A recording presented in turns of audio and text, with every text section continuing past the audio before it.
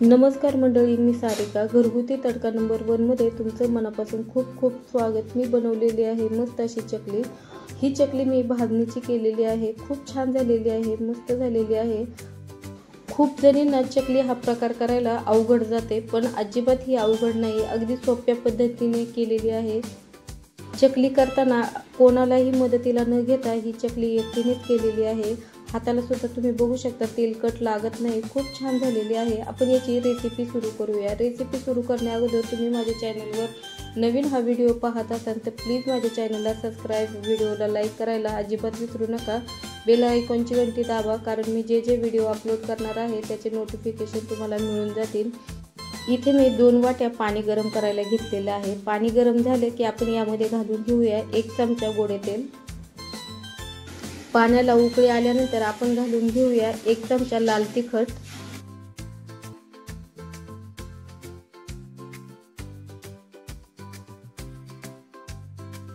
चवीपुरते थोडेसे मीठ घालून घेऊया.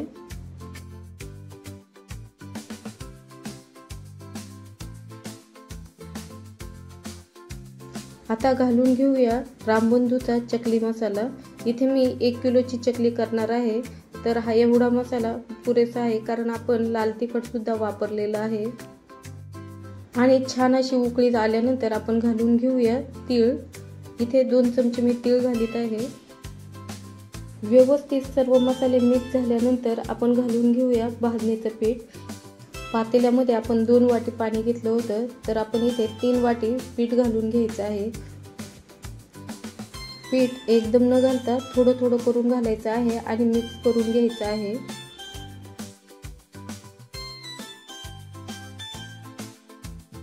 गॅसवर पीठ व्यवस्थित असं मिक्स करता येत नाही, तर गॅस बंद करून आपण खाली वट्यावर घेऊन हे पीठ मिक्स करून घेऊया.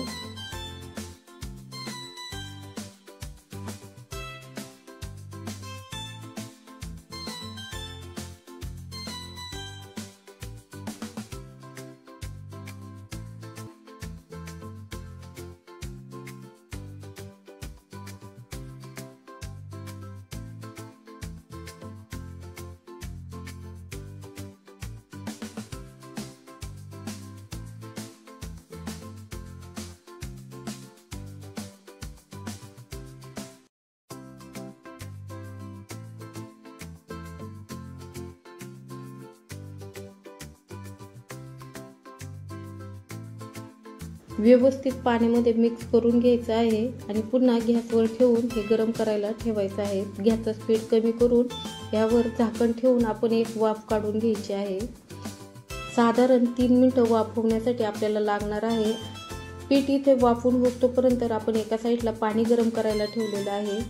पीठ मळताना आपल्याला पाणी कमी पडले की आपण हे गरम पाणी त्यामध्ये घालणार आहे. 3 मिनिटं झालेली आहे. पीठ तुम्ही बघू शकता मस्त असं वाफून झालेलं आहे. आता परातीमध्ये काढून घेऊया आणि हे पीठ गरम असतानाच मळायचं आहे. आता आपल्याला ह्या पिठामध्ये कोणतेही मसाले ॲड करायचे नाही, कारण ऑलरेडी आपण सर्व मसाले यामध्ये घातलेले आहे. मीठ सुद्धा थोडंसं घातलेलं आहे. गरम पाणी थोडं थोडं घालून हे मिक्स करून घेऊया. पीठ खूप गरम आहे. स्मॅशरच्या साहाय्याने आपण या पिठामध्ये ज्या काही गुठल्या राहिल्या असतील त्या काढून घेऊया.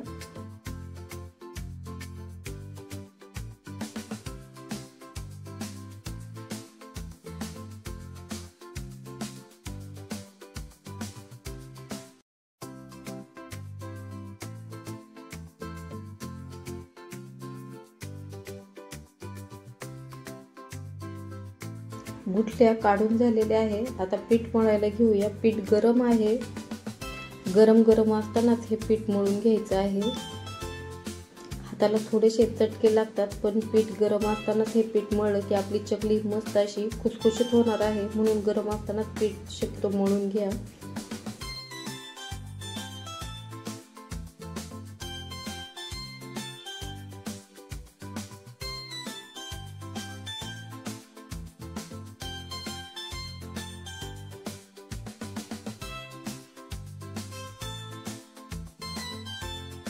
व्यवस्थित आपलं पीठ इथे मळून झालेलं आहे. कडक झालेलं आहे. तुम्ही बघू शकता कडक पीठ मळायचं आहे.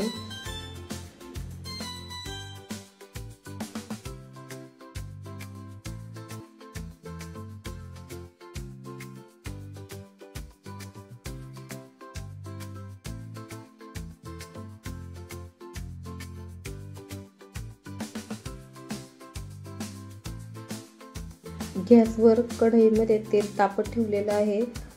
आता सोऱ्यामध्ये हे पीठ घालून घेऊया आणि चकली करायला सुरुवात करूया।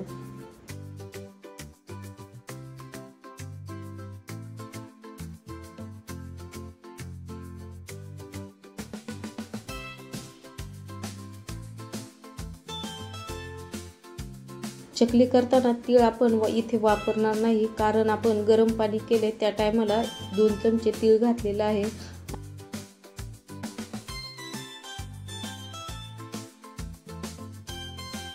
जर आता चकली तळताना तीळ वापरले तर कढईमध्ये चकली तळताना सर्व तीळ पडून जातील। मस्त अशी गोल गरगरीत आपली चकली इथे तयार झालेली आहे। काटे सुद्धा खूप छान आलेले आहेत, तुम्ही बघू शकता मस्त अशी झालेली आहे। ह्या पद्धतीने जर तुम्ही चकली केली की अजिबात तुमची चकलीची रेसिपी बिघडणार नाही। खायलाही खूप अशी चविष्ट आपली चकली होणार आहे। नक्की घरी ट्राय करा।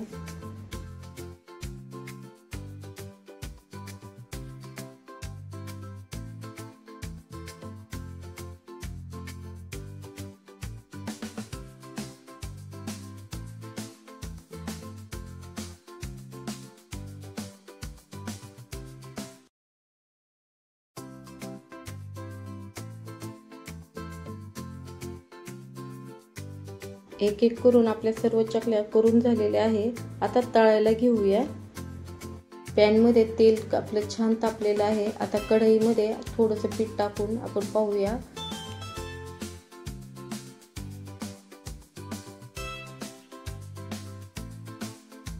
गॅसचा स्पीड कमी ठेवून आपण चकली तळून घेऊया आणि गॅसचा स्पीड जास्त मोठा नाही आणि बारीकही नाही, मीडियम ठेवून ही चकली तळून घ्यायची आहे। पॅन मध्ये जास्त चकल्या सोडायच्या नाही, कमी चकल्या सोडायच्या आहे। चकल्या लगेच सोडल्यानंतर उलट्या करून घ्यायच्या नाहीत। लगेच तुम्ही उलट्या केल्या की त्या मऊसूत पडतील।